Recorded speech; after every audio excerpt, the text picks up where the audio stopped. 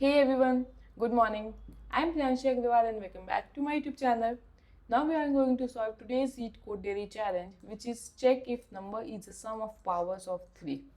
Okay, so let's see what is this question and how we can solve it. So in this question, you are given an integer n and you need to return true if it is possible to represent n as the sum of distinct powers of 3. Otherwise, need to return false.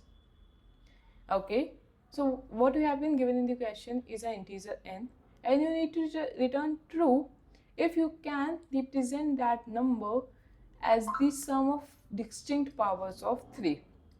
Okay, and why only the distinct powers of 3? Okay, let's see. So as you cannot represent 21 in the distinct powers of 3, but if distinct was not there, then you can return any number with this value 3 की power 0, 3 की power 0. You can end up summing 3 की power 0 till infinite number of times to get any number. So that's why in the question it has been given that you need to represent that number in the distinct powers of 3. Okay, got it? So let's say 12. So we can represent 12 with 3 की power 1 plus 3 की power 2. And similarly for 19 we can represent 3 की power 0, 3 की power 2, 3 की power 4. But for 21 if we start representing, then let's say 3 की power 2, it's already 9. Let's say 3 की power 3, it will become 27. So let's say if we take 3 की power 2 and then let's try taking 3 की power 1. So it will be 9 plus 3. Then let's try taking 3 की power 0 because we can't take 3 की power 2 again. So in any of the ways we can't represent 21 in the distinct powers of 3. So that's why we have returned false. Okay, so what we can do to solve this question? So let's say if we will start from the power of 0, if we start checking from the power 0, okay, so we need to check whether we can take that power or not. We need to explore both the ways, if we can take that power or not.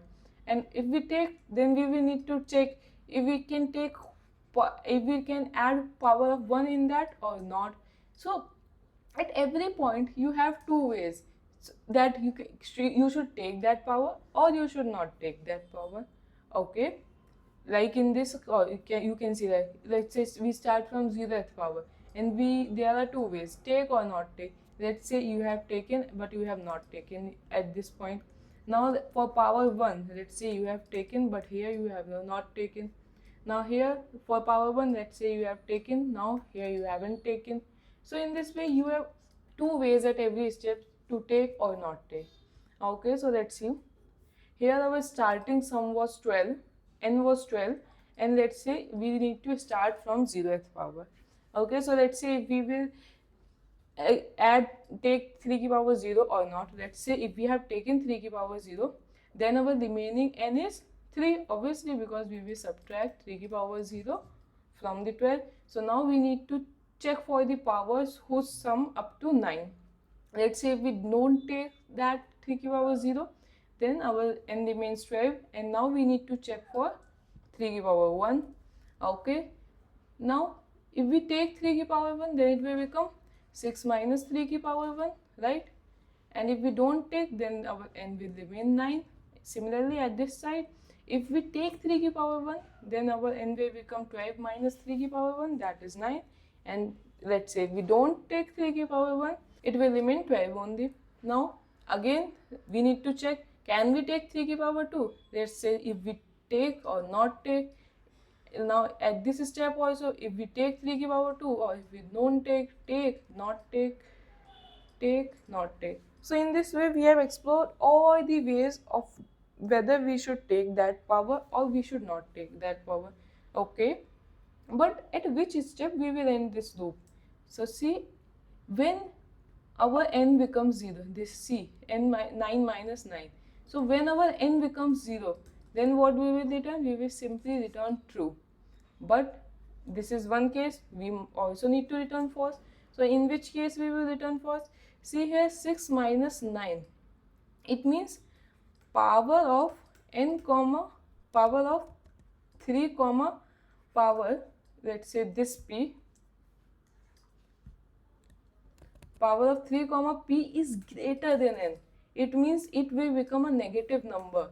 Then at this condition we will need to return false, because if our n has become negative, then we can't get n as 0, and it means we can't represent that number as the sum of distinct powers of 3. Okay, so have you got it? Like, these are the two ways conditions. Let's say if n equals to 0, then return true. If power of 3 comma p is greater than n, then you will need to return false. Otherwise, you need to explore both the ways, take power or not take power, skip power, or I can say. So you need to explore both the ways, and if any of the two ways returns true, then you will return true, right? Okay, let's see its code once. So its code is very simple, as I have explained. If n is equals to 0, it means we can represent that number in the sum of powers, distinct powers of 3. If power of 3 की power is greater than n, then we will return false. Otherwise, let's take that power. So if we are taking that power, then we will subtract that power from the n and we will increment that power. If we don't take power, then we will not subtract it and just simply increment that power, and we will return the all of take power, the skip power. Because if any of these returns true, then it means we can represent that integer in the form of the distinct powers of 3, and we will simply call that function here, right? So in this example, as you can see, we are getting the 9 minus 9, it means 0 at this point. So what our answer will become? We didn't take 3 की power 0, we take 3 की power 1, so 3 की power 1, and then we again take 3 की power 2 as well. So in this, our answer was 3 की power 1 plus 3 की power 2. Yeah, as you can see from here as well. Okay, so now let's talk about its time and space complexity. So as we are just exploring all the ways from 0 to n, it means we are just exploring all the powers. So its time complexity can be up to n. And its space complexity, we have not used any space, but its space complexity will be the space of recursive stack. Okay, so this big O of n looks fine, but can we reduce this recursive stack space?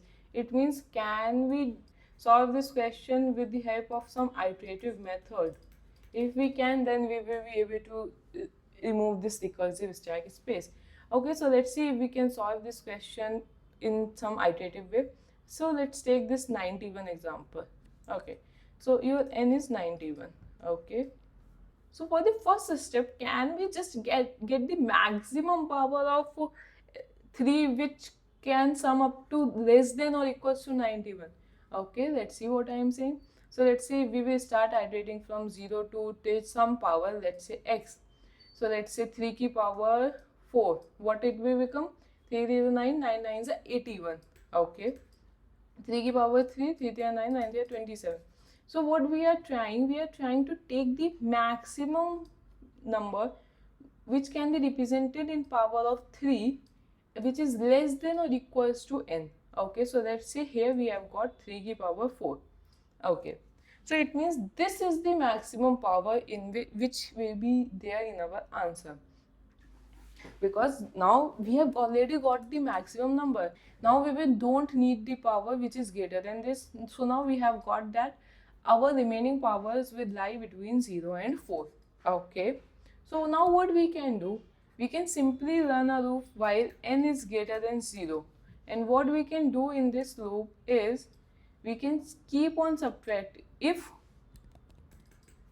n is greater than power of 3 comma p, let's say, then what we will do, we will simply subtract that power of 3 comma p, right? And we will return true by the end of this loop. But when we will return false? Okay, let's see. So 21 was the number which cannot be represented in the power of 3. Okay, so let's see the false condition as well. So let's also find out the maximum power in which a number less than or equals to 21 can be represented. Let's say 3 की power 2, 9, 3 की power 3, 27. Okay, so it means 2 is the number, it means 9. Okay, so what we are doing, we are subtracting 9 from 21, right? Here we are subtracting 9 from 21. So what it will become? It will become 11. Okay, so can you see that it is still greater than the value of the highest power of 3 which we can use in this question, because 3 की power 2 is 9 and 3 की power 3 is 27, which we can't use. And the number which we are getting after subtracting the highest power is still greater than the highest power of 3. So it means we can't represent this number in the distinct powers of 3. So what will be false condition? If after subtracting that power from number, n is still greater than that power, then we will return false, right? Because here 11 is still greater than that power. It means we can't represent that number as the distinct powers of 3, because 2 is the highest power which we can use, and it can't still be represented in that power. And if we need to use distinct powers, if we are allowed to use same powers different times, then obviously we are able to solve any, or we are able to represent any number in the powers of 3. Okay, so and before this we will just run a single loop for finding this highest power of 3 which is less than or equals to n. Okay, so let's try code this approach. So let's initialize our power with 0, and we will run a loop while power of 3 comma power is less than or equals to n. Then what we will do, we will simply increment that power, and then we will run another loop while n is greater than 0. Okay, if n is greater than or equals to power of 3 comma power, then what we will do, we will simply subtract that power from the n, and if that number is still greater than that same power, then we can't take that same power again, so we will return false, and we then decrement our power and check for the powers less than that, and by the end of this loop we will simply return true. Okay, let's try run this. Yeah, it's working fine. Let's try submitting it.